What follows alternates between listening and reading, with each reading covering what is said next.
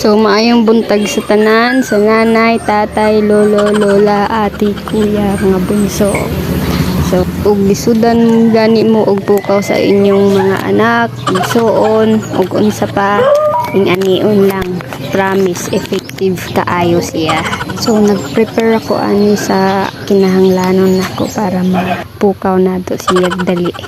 So effective jud ni kaayo siya guys. Dara nga atong mahiwagang lata, lata ni nanay, lata ni lolo, ug lata ni kuya ate. Basta ing-anion lang, tanawa lang ninyo.